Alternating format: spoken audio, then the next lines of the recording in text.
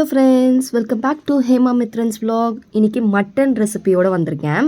இந்த மட்டன் குழம்பு வந்து நம்ம ஊற வச்சு மேக்னேட் பண்ணிவிட்டு அப்புறம் பண்ணுறதுனால டேஸ்ட்டு சூப்பராக இருக்கும். வாங்க எப்படி பண்ணுறதுன்னு பார்க்கலாம்.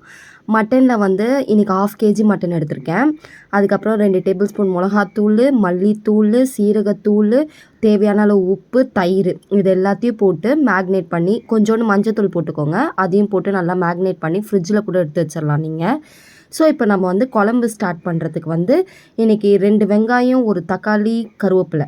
ஸோ எண்ணெய் ஊற்றிட்டு குக்கர் வச்சு எண்ணெய் ஊற்றிட்டு ஹோல் ஸ்பைசஸ் எப்பயும் போடுற மாதிரி போட்டுட்டு சோம்பு 1 டேபிள் ஸ்பூன் போட்டுக்கோங்க. அதுக்கப்புறம் வெங்காயம், கருவேப்பிலை நல்லா டீப் ஃப்ரை பண்ண விட்டுட்டு அதிலே கொஞ்சம் உப்பு போட்டிங்கன்னா நல்லா வதங்கிடும்.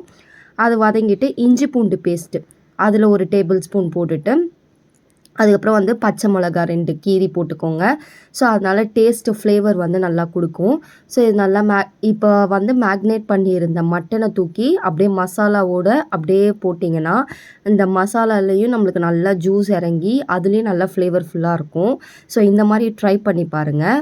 அதுக்கப்புறம் அந்த மட்டனை நல்லா பெரட்டிட்டு ஸோ இதில் தக்காளியை நல்லா போட்டு விட்டுட்டு திருப்பி நல்லா கிளறி விட்டு ஸோ இப்போ வந்து நம்ம எந்த மசாலாவும் போட போகிறது இல்லை, வெறும் கரம் மசாலா மட்டும் தான் போட போகிறோம். ஸோ கரம் மசாலாவை தூவிட்டு 1 டேபிள் ஸ்பூன் எடுத்து போட்டிங்கன்னா போதும். ஸோ அதுலேயே நல்லா தண்ணி பாருங்கள் எவ்வளோ விட்டுருக்குன்ட்டு, நம்ம தண்ணியே ஆட் பண்ணல, அதுலேருந்தே நம்மளுக்கு தண்ணி வரும்.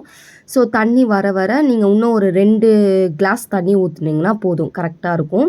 அப்புறம் பெப்பர் தேவையான அளவு 1 டேபிள் ஸ்பூன் போட்டுக்கோங்க பெப்பரு. அப்புறம் உப்பு செக் பண்ணி மறுபடியும் தேவைப்பட்டுச்சுன்னா உப்பு போட்டுக்கோங்க. ஸோ குக்கர் வச்சு 8 விசில் விட்டுருங்க. மட்டன் அப்படியே பஞ்சு போல் வெந்துடும், செம்ம டேஸ்ட்டாக இருக்கும். ஸோ நம்ம மேக்னேட் பண்ணி போட்டதுனால அதோட மட்டன் வந்து சக்கையாக இல்லாமல் நல்லா ஜூஸியாக ஃப்ளேவர்ஃபுல்லாக இருக்கும். Must try recipe. ஸோ அந்த பாருங்கள் எவ்வளோ சூப்பராக வந்திருக்கு. குழம்புக்கு தேவைப்படுற மாதிரி நீங்கள் தண்ணி வந்து அட்ஜஸ்ட் பண்ணி ஊற்றிக்கலாம். அதுக்கப்புறம் மல்லித்தூள் போட்டு இறக்குனா செம்ம டேஸ்ட்டாக இருக்கும். ட்ரை பண்ணி பாருங்கள். பாய்.